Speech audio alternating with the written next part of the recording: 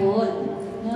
Pero sineselebrate po natin ang araw ng mga puso sapagkat araw-araw nalalaman natin ang puso ng Panginoon ay nasa atin. Amen? Para sa atin ang pag-ibig ng Panginoon. Amen po ba?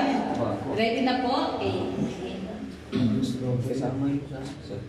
Sino pong sana may magbigay ng chocolate na hugis puso? Ayan, sige. Siyempre, pag po ganitong panahon, pinag-uusapan natin yung pag-ibig, di ba? Dakilang pag-ibig. So, love. At madalas, bata pa tayo, hindi pa ako ma-echo ko yan, Daddy. Malakas ang ito. Malakas masyado ito. Kasi na...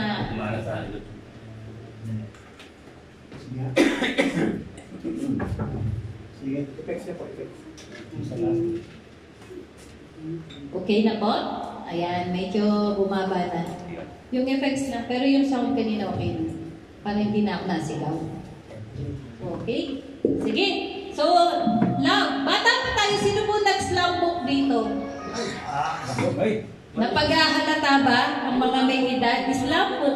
Ang question, what is love? Diba? Ano sagot? Love is a many splendor thing. Love is blind. Blind nga ba? Ano pa po? Ano pa po mga sinusulat natin doon? Habakin ang lahat. Masunod ka. Si ate, ano may sagot eh? Anong sagot mo? Ating, ano? Ang love, ano po? Love is a sacrifice. Ako, napag-ahalata talaga. Hindi ba ano, love is martyr ba? Hindi ba? Di po ba? Napakadami nating sagot. Ang iba, love is very difficult to explain. Diba? It's, ang sabi nila is a mystery. It is a mystery. Yes. Ang dami nating sagot, no? Pero, meron po bang nakasagot ng tama? Ayan.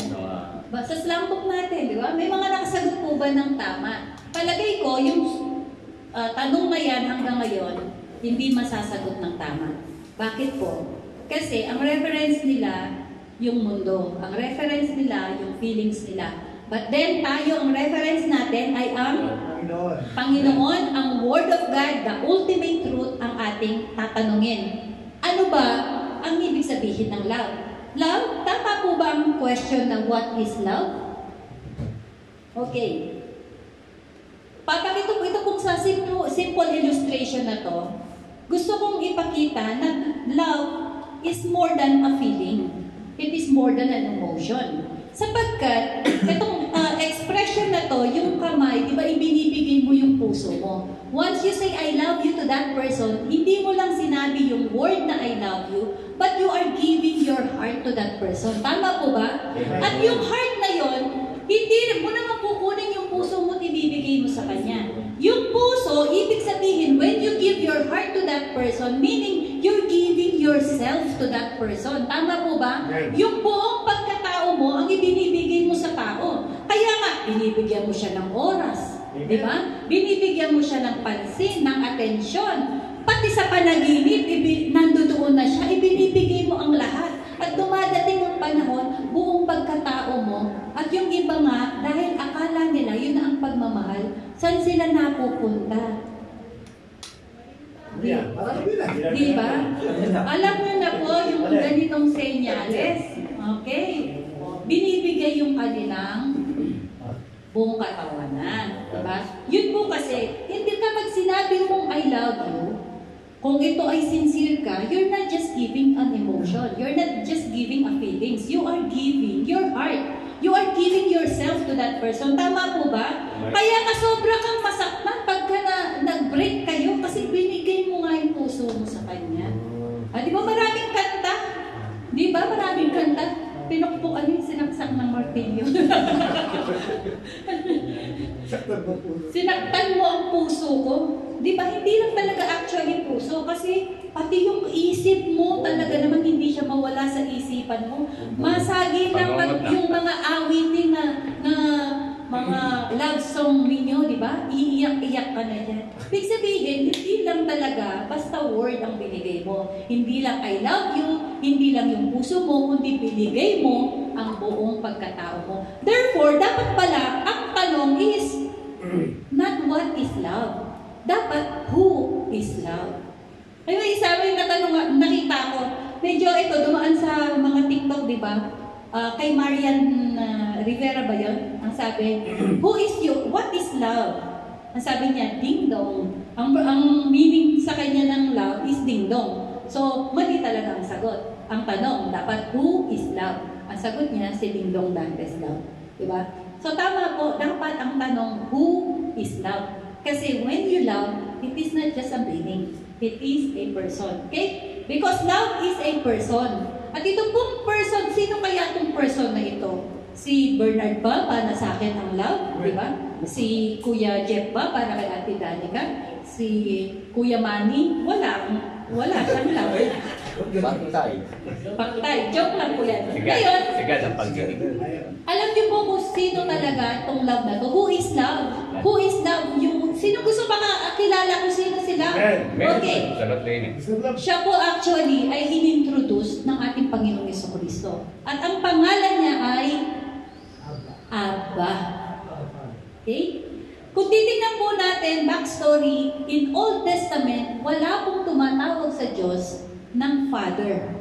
Lagi Jehovah, Yahweh, Yahweh Elohim, Jehovah Jireh, Jehovah Nisi, Jehovah Sidkunong, Elohim, El Gibor, El Shaddai, at marami pa pong pangalan na ipinakita ang Panginoon in the Old Testament. Actually, it is a name and a character. Pero sa New Testament, ipinakilala siya ng Panginoong Jesucristo as Abba. Okay? Abba. Ang Abba means, nung po sinabi niyang Abba, Father, di ba? Kaya nga daw po tayo natutong tumawag ng Abba, Father. Abba, mayroong question, yun? Exclamation. Tapos Father, exclamation. So, hindi magkaduktong yun, ha? Abba, Father. Okay? So, Abba, ang pangalan niya is Abba. Tingnan natin. Ano ba ang ibig sabihin ng Abba? Maliban sa Father, ha? Maliban sa Father. Tingnan natin yung root word. So, ang title natin, syempre, bagamat, ang sabi natin, who is love? Therefore, love is Abba. And Abba is love. It can be magkabaliktaran. Love is Abba, Abba is love. Amen? So, puntahan po natin. Yung word na Abba is a Greek word. Sa Hebrew is Ab. Ab lang. Anong ibig sabihin ng Ab? Ito po ang pagbasa ng Hebrew from left to right. Ano? Ito po ay A, ito po ang B. Ang meaning po niya ay Father, exalted Father, a shield, their protection. Kung titingnan natin, nung panahon ni Abraham, Ab, di ba? Father. Pero wala pa siyang anak. Ang tawag na sa kanya, Abram. Abraham means to be elevated. Abram. Pero nung nagkaroon na siya ng anak, pinalitan ng pangalan niya ng Abraham. Okay? So, yung Ab is for human lang. No? Pangalan lang ng tao na tatay. Pero pag inilagay ng Panginoon yung kanyang signature, anong signature niya? H. Yung letter H. Kasi H, ang symbolism niya is grace. Our Lord Jesus Christ is grace. Amen? Kaya nga, you have been saved by grace through faith. Amen? So, yung signature ng ating Panginoon, even from the Old Testament, ay letter H. Kaya po nung si Abraham ay nagkaanak, pinalitan ng pangalan niya ng Abraham. So, nandun yung signature ng ating Panginoon na H or Hey, no? Na ibig sabihin ay grace. Maging si Sarah, ang pangalan niya, anong pangalan niya? Sarai. Nung siya nagkaanak na, anong signature ang binagda? H. Ginawang Sarah. Amen? Kaya pang pangalan ko ay Hyrin. Hyrin. Amen. Kasi gusto ko maitatak ang Panginoon sa akin. Kasi ako'y punong-puno ng grasya ng Panginoon. Ako'y naligtas bunga ng grasya. Kaya ikaw ate, dahani ka. Amen? Bernard. Okay? Benhard. Benhard. Okay? Amen. It is not a joke. It is good. When we understand na ito pala ang tatak ng Panginoon, the H word and Yahweh, no? Yah word ng Lord ay ilalagay sa pangalan natin, tayo po'y pagpapalain. Amen. So, ayan po ha, nakita na natin na ang ibig sabihin ng Ab ay Father. So, tingnan pa natin. Okay? Ayan po siya. Kung lalagyan natin ng H word, ito na po ang magiging ibig sabihin. Ang A, yung Aleph, ibig sabihin, ayan lang, strong, power, leader, at saka, and so on and so forth. Tapos, yung B, di ba, Ab, ang symbol pala ng Ab ay Bet. Ng letter B ay Bet. Anong Bet? Di ba ginagamit dito ng Arabic? Bahay. So, sinong protector ng bahay? Father. Kaya tama talaga, no? Napakagaling talaga ng Hebrew. Mayaman talaga. Matalino talaga sila. Kasi biruin mo, talagang ang bahay, ang nagpo-protect dyan, ang strong na protector, maging provider, tatay talaga. Kaya tamang-tama ang pangalang Ab o Father sa English. Amen? Pero, mas maganda na hindi ka lang tatay na nagpo-provide pag nilagay pa yung tatak ng ating Panginoong Hesus-Kristo, which is grace. No? Hindi ka lang nagpo-provide, kung hindi, kumpleto. Maraming mga tatay ngayon, nauubos ang oras nila, nasaan? Sa opisina. Wala silang time sa mga anak nila. Maging sa asawa, walang time. Kaya si Mrs. nangapit bahay. No? Kaya mahalaga pong kasama ang Panginoon sa tahanan natin. Kasama ang Panginoon ng mga tatay. Dapat maintindihan nila kung ano ang tunay na kahulugan ng tatay. Ng Ab. Dapat yung Ab na laging may H sa gitna. Tinatanong ko po yung mga Arab, yung mga kasama ko sa office, no? Paki-pronounce. So ngayon, tingnan natin ha. Pag binasa natin, syempre, AHB. Ahab. Okay, ahab. Ngayon, para lang ma-pronounce siya ng maayos, ito na po yung letter, no? Ito po, sa masculine, ang word na ahab, kaya nilagay ng A, para lang ma-pronounce siya. Pero during that time, ang spelling niya AH lang. Okay? Sa Hebrew word, AH lang. Ang pronounce is ahab. Actually, yung A hindi masyadong naririnig. Ang ibig sabihin ay ano? Ano ibig sabihin na ahab? Love. So malinaw na si Ab, which is Abba, ang ibig sabihin ay love. Kaya tama lang pala talaga na si love ay si Abba, si Abba ay si... Ayan. Ito po, tinignan ko eh. Sabi ko, kasi lagi ko naririnig, ahadbek, di ba? Tapos tinatawanan nila ako kasi mali daw ang pronunciation ko. Yung daw, galing daw dito, ay sabi ko, mahirap talaga akong matutong mag-Arabic. Pero sabi, di ba, ahadbek. So tingnan nyo, AHB, yung first letter, ibig sabihin love. My love, I love you, my dear, ahadbek, ahadbek. Kapag lalaki, back. Pag babae, back. Ibig sabihin, talagang ang word na AHB or ahab, I love. Clear na? Clear. So, sino si love? Si Abba. Si Abba. So, tingnan natin. So, kung ang Abba, ang ibig sabihin ay AB as father, and then ahab, I love. Therefore, tama lang na sabihin natin, love is God and God is love.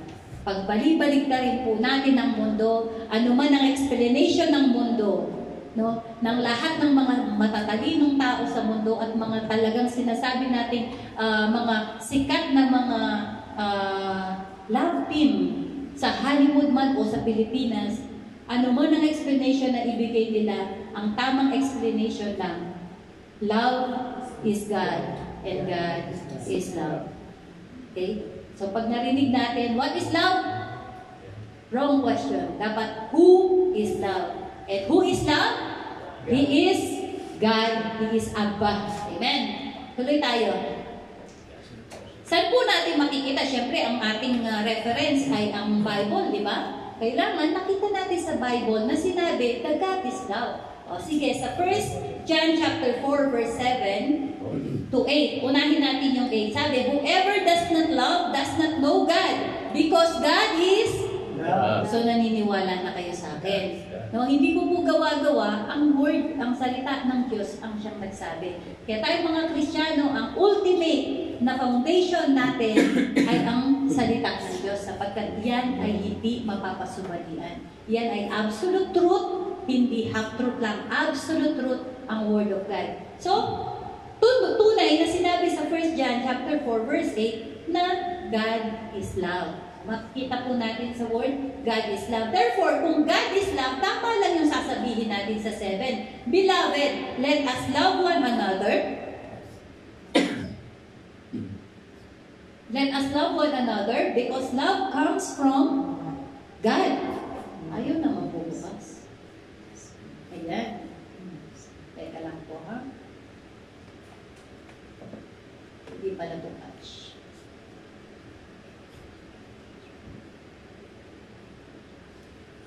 Okay. So tama lang dahil siya ay pag-ibig, siya ay pag-ibig. Tama lang na beloved, let us love one another because love comes from God. Everyone who loves has been born of God and knows God. Amen. So tama lang na ang pag-ibig galing sa Kanya kasi siya yung pinagmulan eh. Dahil siya ang pag-ibig. Kaya nagmula ang pag-ibig sa Kanya. Kaya nga daw dapat kung talaga tayong nasa Panginoon, nagmamahalan tayo. Amen? Anong klaseng pagmamahalan kaya iyan? Okay, next po. Ang sabi ko, itong love na ito, inintroduce ni Jesus Christ. Sa paanong kaparaanan? Sabi niya, this is how God love revealed among us. Pag sinabing reveal, di ba, pagka merong mga yung baby reveal ba yun? No? Yung gender reveal. Di ba? May mga gender reveal na ngayon. Ibig sabihin, pag-reveal, pinapaalam, pinapakilala, ini-introduce. Kumbaga, sa pamamagitan ni Jesus Christ, ay nakilala natin, nalaman natin kung sino ang pag-ibig at kung ano ang pag-ibig sa pamamagitan niya. Sabi niya, God sent His one and only Son into the world so that we might live through Him. Sabi ko po kanina, when you love, you are giving, when you say, I love you, when you want to express your love, you're giving your heart to that person. Tama po ba? Amen. Therefore, ang Panginoon, ganun niya tayong kamahal. Kaya ibinigay niya yung heart niya. At sino yung heart niya? Sino ang heart niya?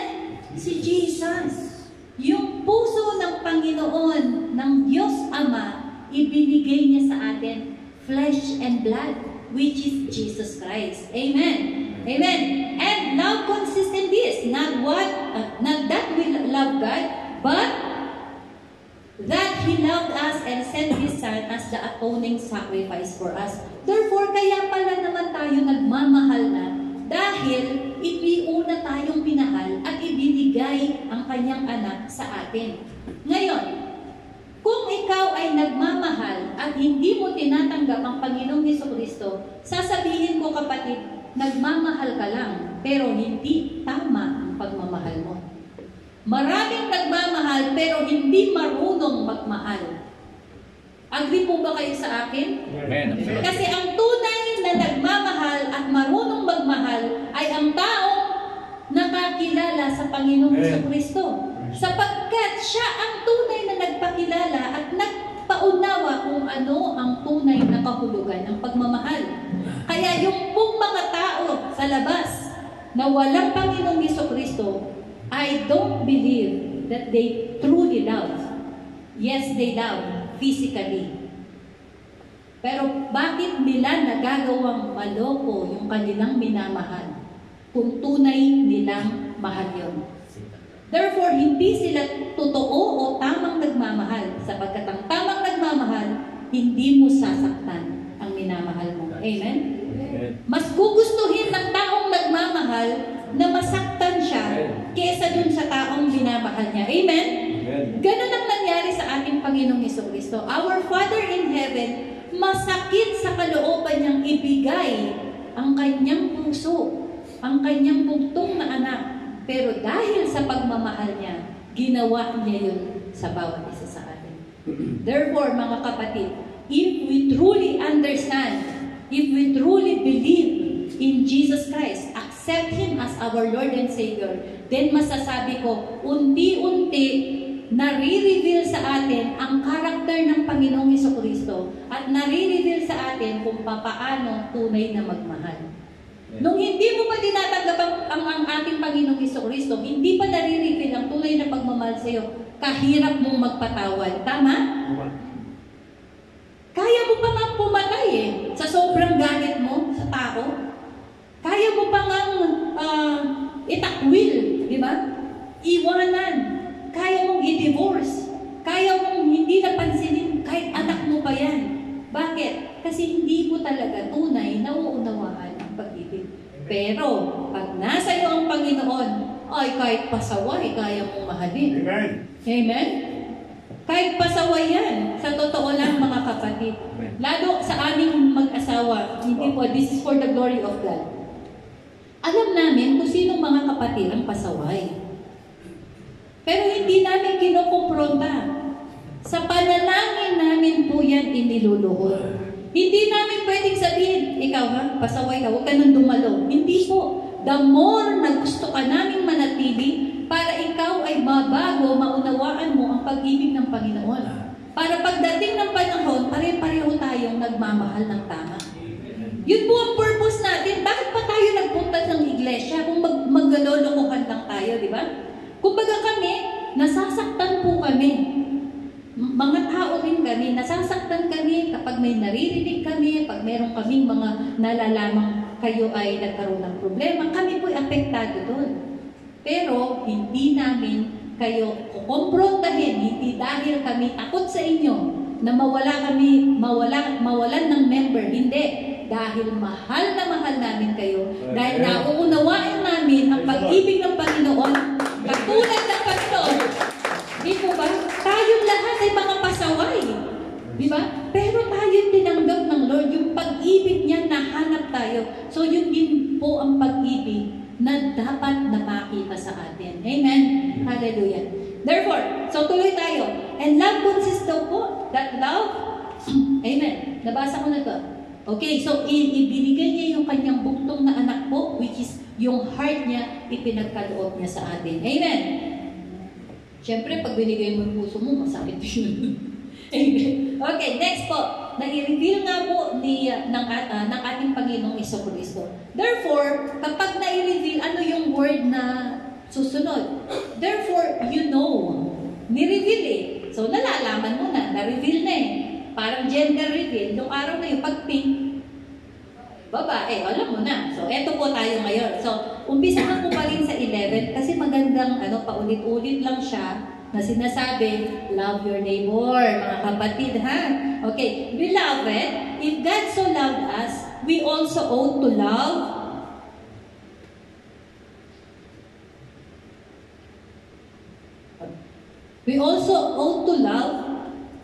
one another. Do we love one another? Amen. Oh, if we love one another, eto ang kasagot, no, beloved, if God so loved us, we also ought to love one another. So, mahal po ba tayo ng Diyos? Amen. Alam niyo kung mahal tayo ng Diyos? Amen. Therefore, dapat nagmamahalan tayong lahat. Amen? Tapos, no one has ever seen God, but if we love one another, God remains in us and His love is perfected in us. Ano ibig sabihin ng perfected dito? Pag sinabing perfected, unawang-unawa mo na. Hindi mo lang siya know, kundi unawang-unawa mo. Kasi alam mong may Diyos na nagmamahal sa'yo, na ibinigay niya yung puso niya sa'yo. Therefore, bunga nun, dapat nagmamahalan tayo. Okay?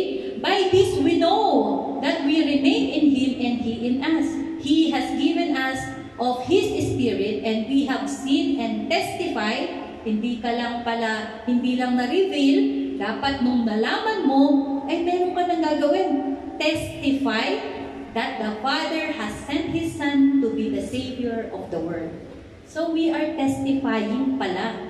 Kapag pala nagmamahalan tayo, that is already a sign that we are testifying na naniniwala tayo that the Father gave His Son to us.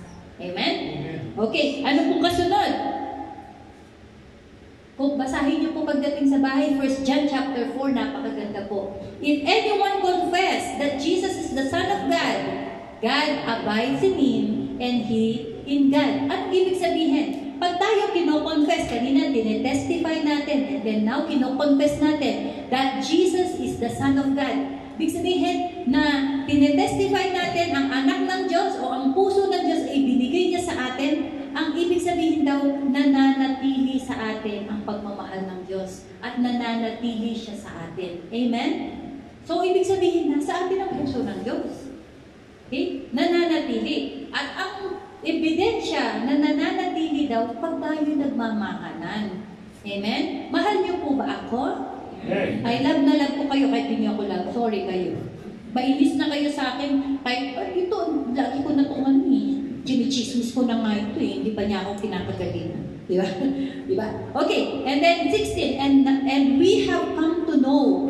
Nung nalaman mo na, dapat may kasunod pa. Believe that the love that God has for us. Okay? Kanina, ni-reveal ng Panginoong Jesucristo sa pamamagitan ng kanyang buhay. At pagkatapos nung tinanggap mo ang Panginoong Jesucristo, nalaman mo na. Amen? Hindi mo lang malaman, kailangan paniwalaan mo, panampalatayanan mo na yung pag-ibig ng Diyos ay nasa sayo. Amen? Yung puso ng Diyos ay nasa sayo. Hindi niya yung kukunin, kapatid. No return, no exchange sa Lord. Ikaw na lang ang bahala kung ayaw mong tanggapin. Kaya nga di po ba sa John chapter 3 verse 3:16, di ba? For God so loved the world that He gave niya na eh. That whosoever believed in Him shall not perish, at kung sino lang. So, binigay niya sa lahat ang puso niya. Pero kung sino lang ang tatanggap nito, ang siya lang magkakaroon ng buhay na walang hanggan. Sa Kanya lang mananatili yung puso ng Panginoon. Amen? Nakukuha po ba natin? Malinaw po ba ako? Then God is love. Whoever abides in love, abides in God, and God in Him. Kung titingnan po natin itong chapter na ito, paulit-ulit na sinasabi niya na kung minamahal mo ang Diyos, mamahalin ka ng Diyos at mananatili sa iyo, hindi ka iiwanan ng Panginoon, nasa iyo ang puso ng Panginoon. Amen? Napakalinaw na dinidikdik ng salitang ito ni John the Beloved, ng ating apostol na John the Beloved, kung gaano tayo kamahal ng Diyos. Therefore, pag tinanggap mo ang ating Panginoon, na-reveal sa iyo, pagkatapos ay nalaman mo, nung malaman mo, tinanggap mo siya bilang Diyos at tagapagligtas, nanampalataya ka, you believe. And when you believe, mananatili daw sa iyo. Amen? Ang pag-ibig ng Diyos. At pagkatapos, ito ang bonus. Sa 17, in this way, love has been perfected among us so that we may have confidence. So kapag pala, tinanggap natin yung love ng Panginoon sa atin, ay nagbubunga pala ito ng confidence. On the day of judgment, for this world, we are just like Him. Siyempre, nasa iyo na yung puso ng Diyos. Diba? Para tayong na-transplant na, heart transplant, wala na yung dati mong puso. Yung puso ng Panginoon ang nasa iyo na. Puso na ni Jesus Christ, dapat ang tumitibok sa iyo. Transplant ka na, kaya nga diba, you are a new creation. Ikaw ay Kristo na din. Ikaw ay Jesus, small Jesus. Kasi yung puso ni Jesus nasa sayo na. Na-transplant ka na, kapatid. Amen? Pakisabi nga po, na-transplant ako. Heart transplant. Nasa akin na. Ang puso ni Jesus. Puso ni Jesus. Pinaniniwalaan po ba natin yun? Amen. Kaya ngayon, alam mo, kahit pasaway, kaya mong mahalin, kapatid. Because nagkaroon ng heart transplant in the spiritual realm. Kaya mo nang magpatawad. No? Napag-uusapan nyo, pero pinagtatawanan nyo na lang, wala na yung gigil. No? Wala na yung gusto mong manakal. Wala nang ganon. Amen? Hallelujah. Yun po ang ibig sabihin. Ngayon, dahil nasa iyo yung puso ng Panginoon, na ikaw daw po ay meron ng confidence. Na pagdating ng Judgment Day, saan ka pupunta? Diba? Ang confident natin ay saan? Sa langit. Sa kaharian ng Diyos. Sa tingnan niyo tong word na to, for in this world, we are just like Him. Sino yung Him dito? Jesus Christ. We are just like Him. Bakit po ba niya sinabing we are just like Him? Kasi nga yung puso niya nasa iyo. So you are Christ. Christ is in you. Kaya ilang beses sinabi sa New Testament that Christ is in you? 48 times. 48 times na sinabi sa New Testament that Christ is in you. Therefore, kung nasa iyo si Kristo, sino ka? You are, sabi niya, you are just like Him. As He is in the Word, and so are we, sa ibang translation. As He is in the Word, so are we. Kung ano yung sitwasyon, status ng ating Panginoon, so are we. Bakit? Because the heart of Jesus, of God, is nasa atin. Kaya paulit-ulit sinasabi ng Bible, hindi mo ba naiintindihan? Jesus is in you. Amen? So, kung anong status ni Jesus, nandun nakaluklok sa kanang kamay ng Diyos Ama, nakaluklok ka rin dun, mga kapatid. It is in the Bible. We are also seated kasama ang ating Panginoong Jesucristo dun. Kaya therefore, pag mananalangin tayo, we have to be confident din.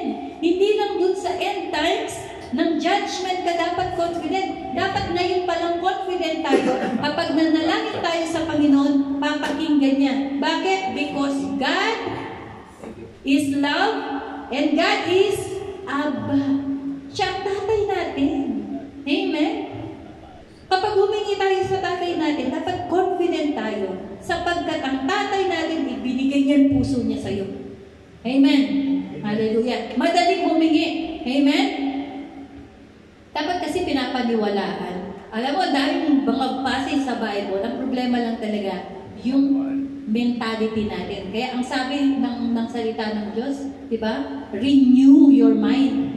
Kasi by renewing of your mind, makikita mo yung perfect will ng Panginoon sa iyo. At anong will ng Lord sa iyo? Makasama ka sa langit.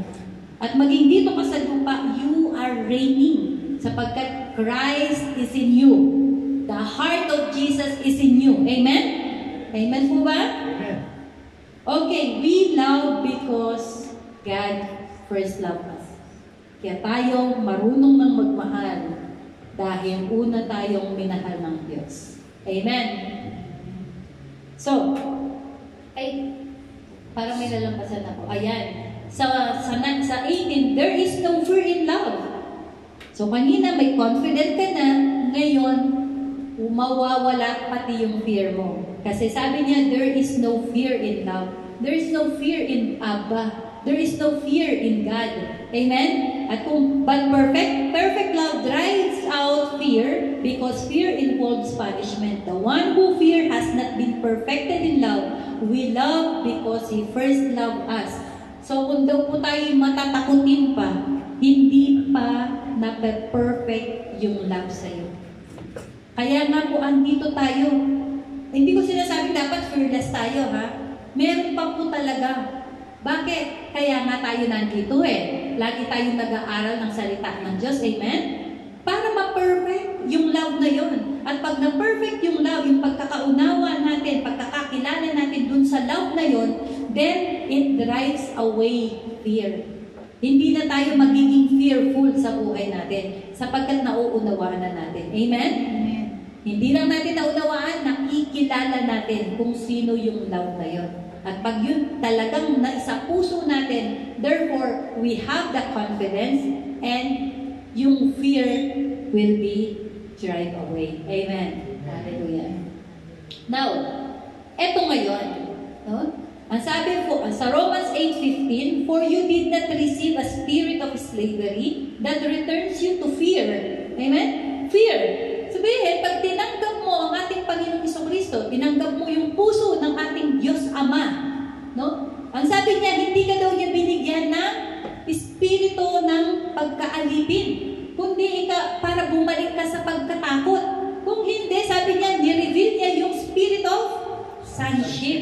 Kaya sabi kanina, hindi lang Christ in you, but you are a sonship. Si Jesus is a son. God's son, and you are also son. tayo mga ampon, inadapt ng ating Diyos Ama. Kahit yung lehitimong anak, ang tawag mo doon, kapatid. Tama po ba? Even sa mundong ito. Kaya po tayo yung mga anak. We have the sonship by whom we cry, Abba, Father. Kaya pala tayo ngayon natututo na manalangin ng Abba, Father. Kapag nananalangin tayo, Father God, diba? Ama namin nasa langit. Kaya pala ganun. Alam nyo yung mga walang tunay na relasyon, yung hindi nila nauunawaan yung pag-ibig at yung nakikilala ang pag-ibig, hindi nila na-mention ng Diyos. Ito po example nito sa family namin dahil kami po yung lumaking mga Katoliko at yung mga pinsan at madalas ko pa rin itong naririnig sa mga tao. Kapag kunyari nag-advise ka, kunyari si Ate Honey, may age si Ate Honey. Sabi ni Ate Honey, no, huwag kang pag-alala Ate Honey. Meron namang nasa taas. Di ba? Hindi masabi yung Diyos or Diyos Ama yung nasa taas.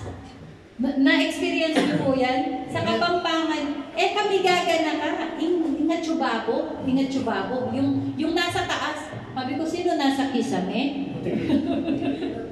Sino yung nasa yero, yung lumalabas yung dilang ganyan, manananggal. Sino yung sinasabi mo? Di ba? Hindi nila po mabanggit-banggit yung pangalang Father in Heaven, or God, or Diyos, or Ama. Hindi nila mabanggit, kami gagana ka, ingat tsubabo. Huwag kang mag-alala, yung nasa taas. Yung nasa taas. Diba? Ang dami pong nasa taas. May ibon, may stars, may galaxy, di ba? May aeroplano. Pero hindi, ito po yung katotohanan. Amen? Pero kapag ikaw ay merong spirit of sonship, hindi ka nahihiyang banggitin yung Abba, Father. Hindi ka nahihiya, wala kang pakime na sabihin, Diyos, Father God. Amen? Huwag kang mag-alala, nakikita ni Father God. Pwede rin Daddy God, Papa God. Pwede yan. Kung anong gusto mo, basta yung word na Papa nandun, na Daddy, yung Ama, yung Father nandoon. Pwede mo po yan. Kung saan ka komportable, gusto ng Lord yan. Diba? Meron pa nga dito. Anong tawag nila sa mga asawa nila? My love. My heart. Diba? Ano pa? Mahal. Pero paglabas ng pinto, nakita mo si Mahal may black eye. Diba? Hindi ako naniniwalang tunay na nilang naiintindihan ang pag-ibig ng Diyos pag gano'n. Kapag sinasaktan mo ang mahal mo, hindi katunay, hindi pa perfected sa iyo ang pag-ibig ng Diyos. Amen? Amen. At yung kung ang kapwa mo, wag na mga sa asawa na lang. Kunya, magkakapatiran tayo dito, amen po ba? Nagmamahalan tayo, amen po ba? Amen. Hindi mo kaya na yung kapwa mo, na pagkatalikod, sinisiraan mo. Amen? Huwag ganon. Hindi perfect ang pag-ibig ng Diyos sa iyo. Kapag ka nakatalikod, ay sinisiraan mo. Ang sweet-sweet ng ngiti ko kay Kuya Aldrin. Pagtalikod niya, kamukha niya si King Kong. Ako pa na rin, ako pa rin yung sample. Ay, sample lang yun. Sample Walang kagwapo-gwapo ni Kuya Aldrin. Diba? Dapat po ganun. At eto po advice kung talagang mahal niyo yung tao, kung mahal po natin, pag nakita natin mali, sawayin natin. Amen. Sawayin natin kasi yun ang tama. Kahit magalit siya, mahal mo kasi siya di ba? Kung hindi mo kaya, kapatid, panalangin mo. Huwag mo sumpain, ha? Tuloy po tayo. Ngayon, nakilala na natin kung sino si Love. Amen. Kilala mo na sino si Love. Jesus Christ. Okay. Sino siya? Si Abba. Okay. Father. Love is Abba. Love is God. God is Amen. Ito po ang character ni Abba. Ito ang character ni Love. Ito siya. 1 Corinthians chapter 13, 4 hanggang 7. Love Love is patient. Tanggalin ko yung love, gagawin mong He. Father God, He is patient. He is love. He drives away fear. Amen? Tapos, ano ba? Paano wala ako? Okay. He is love. He is kind. He is not envious. He is not boastful. He is not proud. Amen? He is not rude. He is not self-seeking. He is not easily angered. Aba, hindi pala dapat mabilis magalit. No? He keeps no account of wrong. Hindi yung naglilista, oy, nung nakaraang taon, ginawa mo to sa akin. Hindi mo ako narigaluhan nung nakaraang Valentine's. Nagre-record no, ng mga masasama. Kaya pag nag-away, 5 years ago, yun pa rin ang pinag-aawayan kasi babalik na naman. Ulit-ulit. So, hindi daw po dito si love. Si love does not keep records of wrong. Amen? Love takes no pleasure in evil but rejoices in truth. Amen. Okay? Kapag po mayroong kasinungalingan kayong nalalaman, alam nyo namang kasinungalingan, i-rebuke nyo na po. Hindi tayo dapat nag-i-enjoy sa mga kwentuhang ganoon. Kapag alam nyo hindi tama, antimano, ipasok nyo na yung katotohanan. Amen? Amen. Ako bilib po ako sa mga kapatid na kahit na hindi namin nalalaman, nandun yung pagtatanggol nila sa aming mag-asawa. And I'm so grateful sa mga taong yun. Hindi ko po i-mention ang mga pangalan, but I know who are those people na pinagtatanggol kaming mag-asawa. At ganun din po kami sa bawat isa sa inyo. Amen? Tapos sabi niya, love bears all things, believe all things, hope all things, endure all things. Love never fails. Amen? Kapag ka nababasa ko itong ano na to, alam niyo po kung anong kwentong pumapasok sa isipan ko? Ano pong kwento?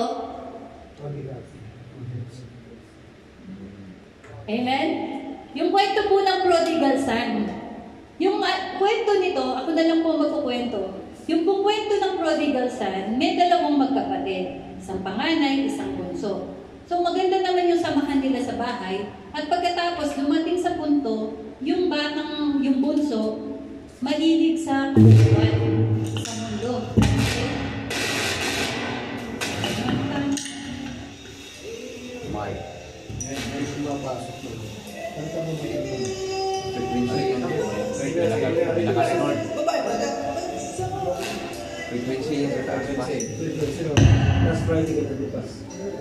Nanggugulo ang ating kaaway. Okay. So, mayroong dalawang magkapatid, isang panganay, isang bunso. Itong si bunso, siguro, nakapunta sa syudad at nakita niya yung magandang mga kumukutitap na ilaw doon. Maraming mga diskohan, maraming mga kasiyahan doon sa syudad. Pumunta sa tatay niya. Basahin niyo po ha, nasa Luke chapter 15 yan. Maganda po yung kwento yan. Pagkatapos, ang sabi ng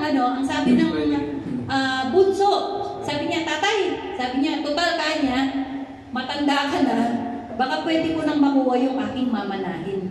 Sabi niya, pag namatay ka, wala na akong kukunin. Gusto ko, sabi niya, ma-enjoy ko na ngayon yung mana ko. So, pumayag naman yung tatay, ibinigay yung mana niya. Nasa Bible po ito ha, pero ang kwento ko ay paraphrasing na lang. Okay? At pagkatapos nung binigay yung mana niya, pumunta siya sa syudad. Doon nagpakasaya siya, naglasing ng babae, laging nasa mga paggastos, paglusta, nasa sa batha, naglalambada, okay? Nag-iinuman, okay? Nagmamajong, lahat po ng mga kalayawan sa mundo, yun ang pinagagawa niya. Ang kwento doon, habang wala siya, ang tatay laging nakaupo doon sa kanilang veranda.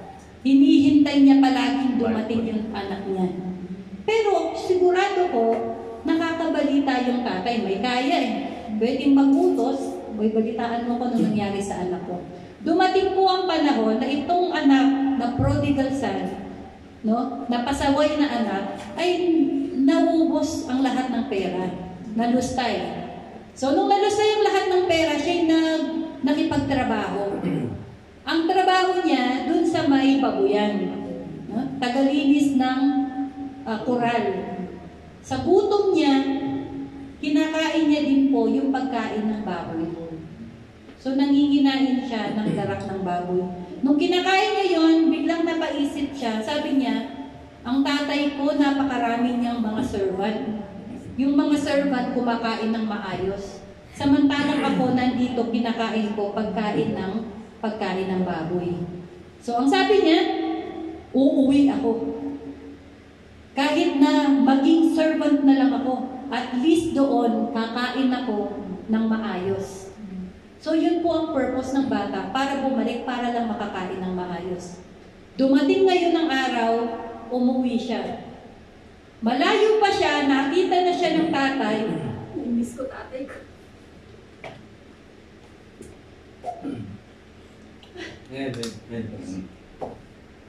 Nakita siya ng tatay ko kasi ganito malayo ka pa, nakaabang na siya.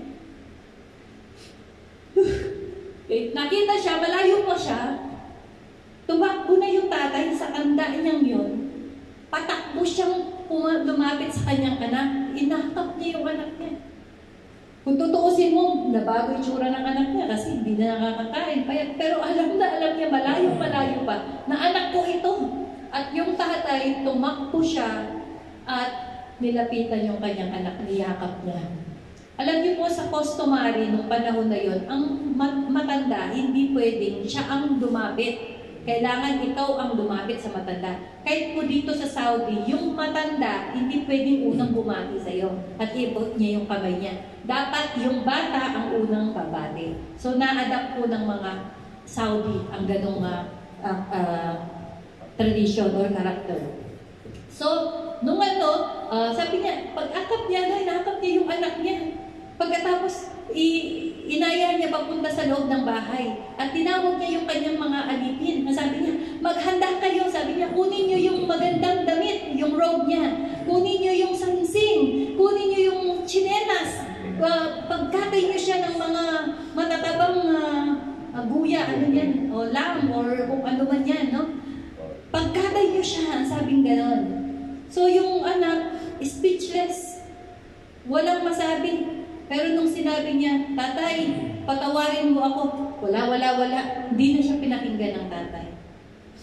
Basta ang ginawa ng tatay, tinanggap siya, inakap siya, at ibinalik yung kanyang estado bilang anak. Kaya nga po nagtampo yung panganay, hindi ba? Huwag na natin pag-usapan yung panganay. So ngayon, ano pong ibig sabihin ko? Kung babalikan natin, yung character ni tatay, nakita dito, yung pagiging pasensyoso, yung pagiging kind, no? Hindi siya natutuwa. At dito, hindi siya proud, hindi siya boastful, hindi siya proud. Ako ang tatay, kailangan ikaw lumapit sa akin. Ang tatay yung lumalapit. So, ganun po ang Diyos sa atin. Minsan matigas ulo natin, nagpapatigas pa tayo. Bakit ba kung kailan ako naglingkod tsaka pa naranasan to? Nagmamatigas po tayo sa Panginoon, ayaw na natin pumatin, di ba? Parang hindi yan uusad pag walang mag-organ, hindi magpo-prosper yan. Parang pinagmamalakihan natin ng Diyos. Ganun po ang Diyos. Siya yung lumalapit sa atin araw-araw. Kada umaga, 24/7, gumagawa ng paraan ng Diyos para kausapin mo siya, para kausapin mo niya. Ganun po ang Diyos. Hindi siya rude. Hindi yung rude. Di ba palayas-layas ka? Patapos mong lustahin ng lahat ng pera, tapos babalik-balik ka? Hindi po ganun. Hindi siya rude. No? Tapos hindi siya self-seeking. O kailangan humingi ka ng patawad sa akin. Kasi ako ang tatay mo. Hindi po siya ganun. Hindi siya self-seeking. Hindi siya madaling magalit. Imagine nyo yung ginawa ng anak niya. No? Kahihiyan sa pangalan niya. Nilustay ang lahat ng pera ng babae, nagsugal, nag-inom, lahat ng kabulastugan ginawa niya. Pero si tatay, hindi nagalit. It keeps no account of wrong. Hindi man lang niya pinagalitan. Amen? Hindi man lang niya pinagalitan si anak. Niakap niya ng napakahigpit. Hindi siya nagtitake pleasure in evil. Nung nakita niya bumabagsak yung anak niya, hindi siya natutuwa doon, lungkot na lungkot siya doon. At hinihintay niya araw at gabi yung kanyang anak na muling bumalik. No? At gusto ko po ito, it bears all things. Kung tingnan natin sa ibang version po, sa Amplified version, tingnan natin na. Ito po, love bears all things, regardless of what comes. Kahit na anong mangyari, ang sabi niya, regardless of what comes. Bear all things regardless kung ano nang mangyari, ang pag-ibig ng Ama nananatili. Believes all things, looking for the best in each one of you. So, yung tatay sa storya, naniniwala siya na meron pa ring mabuti dun sa anak niya. Kahit ganun ang ginawa niya. Ganun po ang Diyos sa atin. Kahit na ano pa yung mga ginagawa natin, still God is looking the best in you. Hindi niya po tinitingnan yung maling nagawa natin. Sabi niya, keep no record of wrong. Hindi niya yun nire-record. Hindi niya yun inaalala. Ang tinitingnan niya, looking the best in each of us. Hopes of things, remaining steadfast in difficult. Nananatili yung pag-ibig niya kahit mahirap na, kahit nasasaktan na, kahit medyo pasaway na. Hindi na nagbabago ang pag-ibig ng Diyos. Endures all things without weakening. Hindi nababawasan ang pag-ibig ng Diyos sa atin. Love never fails, it never fades, it never ends. Amen? Amen. Kaya sabi niya, I will never leave you and I will never forsake you. Ganun kakamahal ng ating Panginoon. If you are still meron ka pang karakter nitong prodigal son na ayaw mong bumalik hanggang hindi ka nakakaranas ng talagang matindi sa buhay mo. Huwag mo nang hintayin na kumain ka ng darak ng baboy.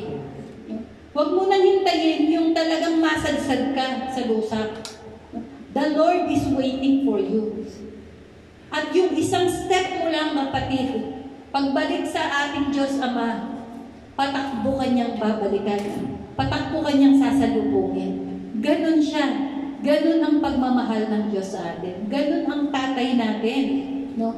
Kung ang tatay mo na kinalakihan, hindi ganon, meron kang Diyos na pwede mong tawagin tatay na hindi kanya babaliwalain. Nabibigyan kanya ng 100% na atensyon niya. Ito yung ating God the Father. Amen? Kaya kung sa panahon ngayon medyo ano ka pa, yung hesitant ka pa na totoong tunay, na maniwala, manampalataya sa Kanya, it's about time, kapatid. Don't wait. No? Huwag ka nang magpatumpik-tumpik pa, nakikita naman po natin ang lahat ng senyales sa mundo. Lahat ng kaguluhan. Ang sabi nga nila, napakalapit na ng pagdating ng ating Panginoong Jesucristo. Huwag na po natin hintayin iyon. Let us enjoy yung presence ng ating Panginoon. Ang unang dahilan lang bakit umalis yung anak sa kanyang anak, sa poder ng kanyang tatay, hindi ba nga mas minahal niya yung mundo?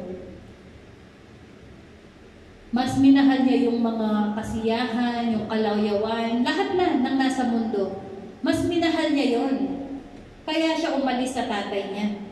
Pero nung yung mundo, wala nang makuha sa kanya, siya na yung bumalik sa tatay. Ang tatay naghihintay lang. So, ang sabi po sa 1 John 2:15, do not love the world or anything in the world. If anyone loves the world, the love of the Father is not in him. So, sino po ditong masyado pang attached sa world? Na imbes na nandito, nasa batha. Imbes na dito, nasa party. Imbes na nasa gawain ng Panginoon sa presence ng kanyang Ama, nandoon naglalambada sa embassy. Sabi nga po ng isang pastor namin, no? Mayroon daw pong dance contest sa embassy, ando doon daw. O kaya kung ano man yung mga beast ngayon, di ba? O nasa boulevard, o kung saan pa.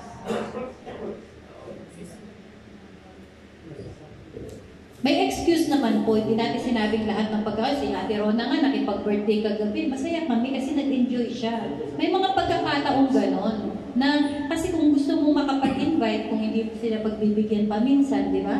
Part of ng evangelism po yun. Pero ang sinasabi dito, do not love the world or anything in the world. If anyone loves the world, the love of the Father is not in him. So kung ganun ka pa, mas alam mo kung sino ka kaysa sa akin. Mas alam mo kung nasa iyo na ang pag-ibig ng Diyos. Amen? Amen. Kapag pinapriority na natin ang gawain ng Panginoon, perfected na daw ang love ng Diyos sa bawat isa sa atin. Amen? At syempre, ito yung pinaka-advice. Ito yung dapat natandaan natin. Ang sabi niya sa 1 John 2:15, puro po dyan, kasi si John talaga ang siyang tunay na nakakaunawa ng puso ng Panginoon. Kaya nga siya tinawag na John the Beloved. Okay, sabi niya, do not love the world or anything. Bakit ba? Okay, tama. Do not love the world or anything in the world. Ang mali naman ang binabasa ko. Sa Hebrews chapter 13, verse 5 na po pala ko. Keep your lives free from the love of Money. Keep your lives free from the love of Money. Hindi po si Kuya Manny, ha? Si Kuya Manny dapat minamahal po talaga natin si Kuya Manny. Kasi wala pong magluluto ng itlog natin sa umaga pag wala si Kuya Manny. Mamaya, mamang problema ka. Okay? At talaga pong ginarin niyang pagluluto kanina ng pagkain. Baka daw po kasi pintasan niyo na naman. Okay? Ulitin po natin. Hebrews chapter 13 verse 5. Keep your lives free from the love of Money. Money. Sino namang may ayaw ng pera, di ba? Ang sabi lang, huwag mahalin ang pera. Because ang sabi sa ibang verse, chapter ng Bible, the love of money is the root of all evil. Yung pagmamahal sa pera, ang siyang ugat ng lahat ng mga kasamaan. Pagmahal mo yung pera. Mahal natin ang pera? Sa pangalaga. Hindi. Siyempre, hindi. Di ba? Mahal niyo ang pera? Siyempre, hindi. Pero kailangan natin ang pera. Okay? Ang Diyos, bibigyan niya yan. Pero pag nakita niyang mas mahal mo ang pera ay, mamno, ha? Mamno. Okay?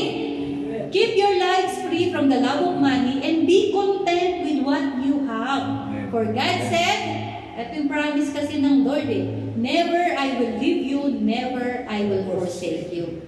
Amen? Makontento daw tayo kung anong meron tayo kasi hindi tayo iiwanan ng Diyos at hindi niya tayo pababayaan. Okay? Ang sabi nga po ni David, tumanda na ako, wala akong nakita na lingkod ng Diyos na naging hampas lupa. Therefore, kung paniniwalaan mo yung salita na yan, that God never will I leave you, sabi niya, never will I forsake you, therefore, dapat hindi ka overtime ng overtime. Di ba? Kasi ang Lord, kaya niyang i-provide kung anong pangangailangan mo. Only if you believe. Ito po yung difference ng taong may pananampalataya sa Panginoon na kaya siyang providean. Hindi mo kailangang mag-overtime. Ano bang overtime? Di ko kasi naranasan sa overtime. Nung nasa airport kami, nag-overtime ako. Okay? So, halinaw po ba? Amen. May natututunan po ba tayo? Amen. Amen. So, syempre, dapat, meron tayong assurance. Dapat meron tayong assurance para meron tayong panghahawakan. No? Na kapag kilala mo na kung sino si Love, ano ang karakter ni Love, at alam mong ibinigay ni Love ang puso niya sa iyo, ng ating tatay, ng Diyos Ama, ibinigay niya sa iyo ang puso niya, si Jesus Christ, makikilala mo siya. Magkakaroon ka ng confident, mawawala ang fear. Amen. So, anong assurance ngayon? Na ito po panghahawakan natin, ito po pangwakas na message natin. Okay, ang sabi, but now, O Jacob, listen to the Lord who created you. Sabi sa Isaiah 43. O Israel, alam niyo po si Jacob, siya din po si Israel. Okay. Ibang pangalan ni Jacob is Israel. At ang ibig sabihin ng Israel ay matigas ang ulo. Kaya hanggang ngayon, Matigas ang ulo nila, ayaw tumanggap. Amen? Okay, basahin natin. Isaiah 43 verse 1, 2, tapos 4. But now, O Jacob, listen to the Lord who created you. O Israel, the one who formed you, says, do not be afraid, for I have ransomed you.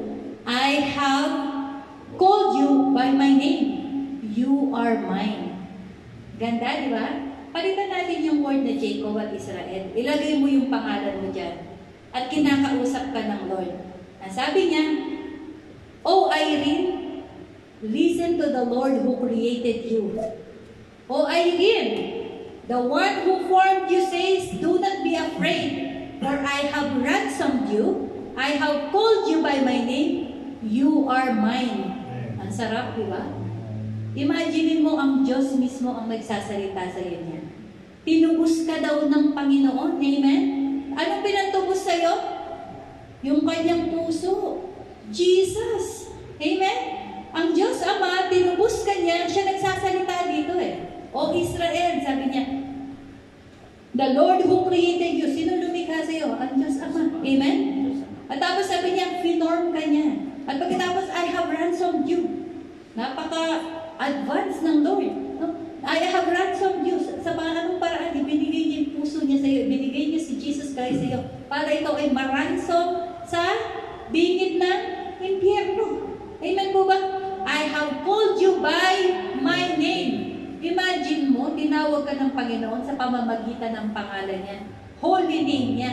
Sa dinami-dami ng klase ng pangalan niya, tinawag ka niya sa pamamagitan ng pangalan niya. You are mine. Ang sarap nun, di ba? Hindi po ba si Pastor Bernard, pag sinabi niya, I love you, you are mine. My one and only. Ang sarap pakinggan, di ba? Eh, Diyos pa nagsabi sa iyo niyan, you are mine. Katindi ng pagmamahal ng Diyos sa inyo. Amen. Sa ating lahat. At pagkatapos, sa susunod, ang sabi pa niya, ganda nito, niransom ka niya, tapos pababayaan ka lang ba ng Diyos? Siyempre, hindi po pwede yun. Nasabi niya, minahal ka niya eh. At pagkatapos, niransom ka niya.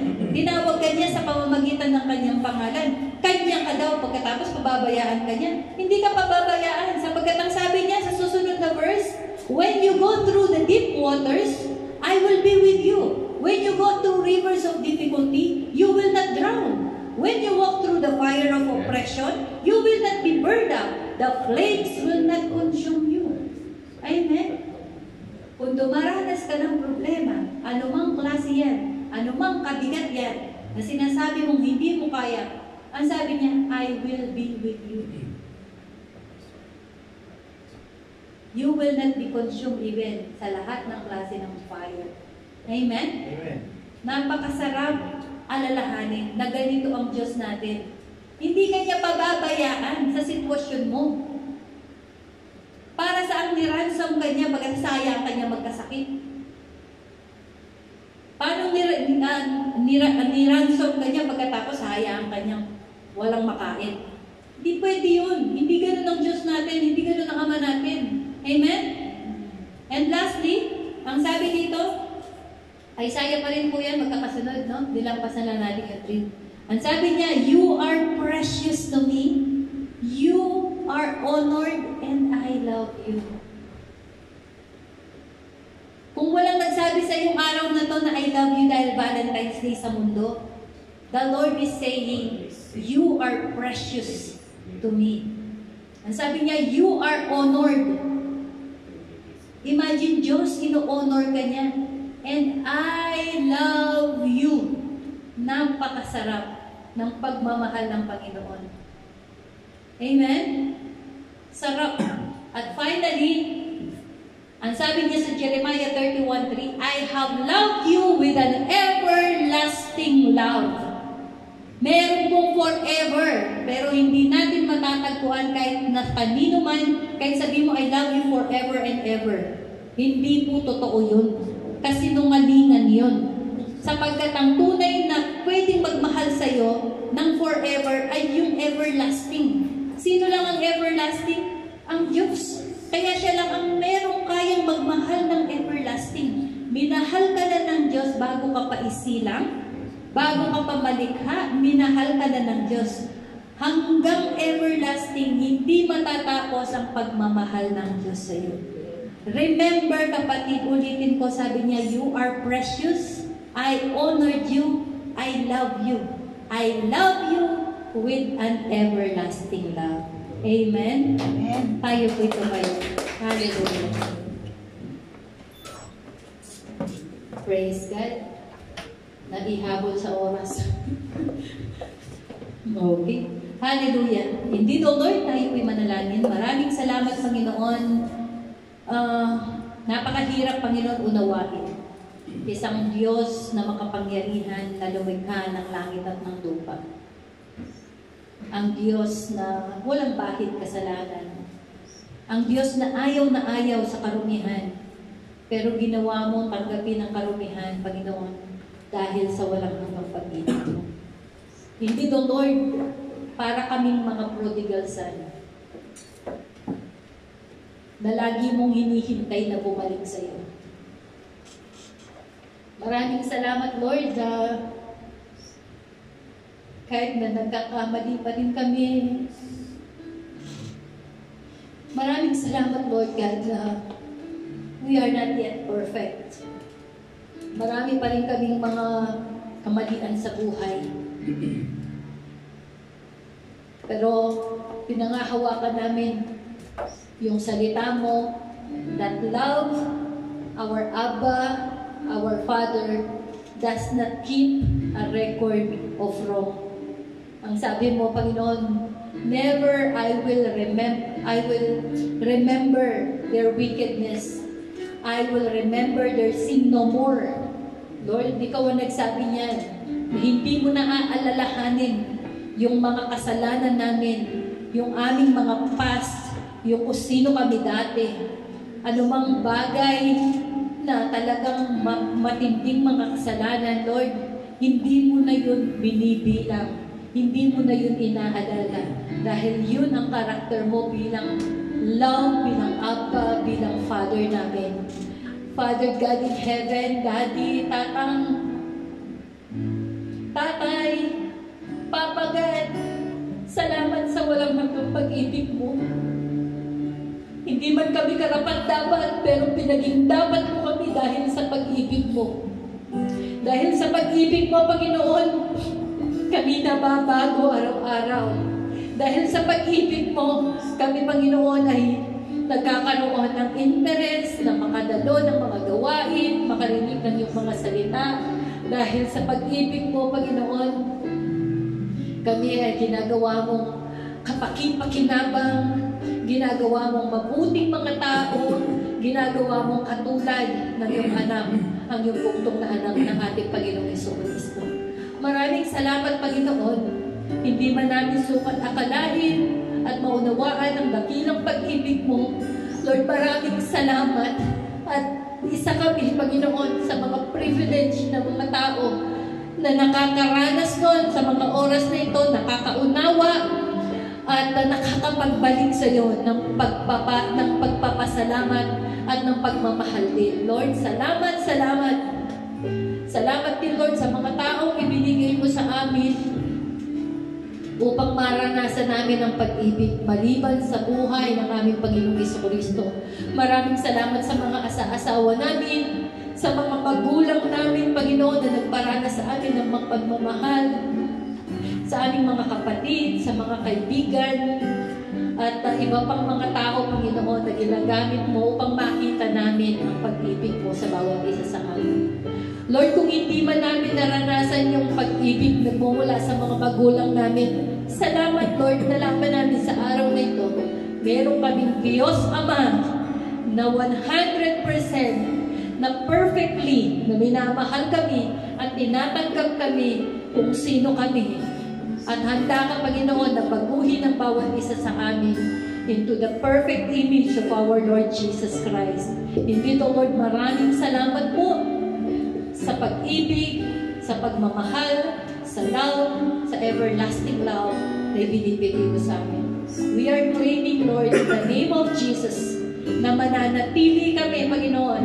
Katulad ng sinabi mo, if we love one another, you abide in us, and You abide in us, Panginoon, and we abide in you, Lord God. Lord, maraming salamat, Panginoon. Turuan mo kami patuloy na makilala ka sa iyong kaparaanan at ma-experience namin patuloy ang iyong dakilang pag-ibig sa bawat buhay namin. Hindi do, Lord, maraming salamat po sa iyong muli namin ibinibigay ang papuri, pasasalamat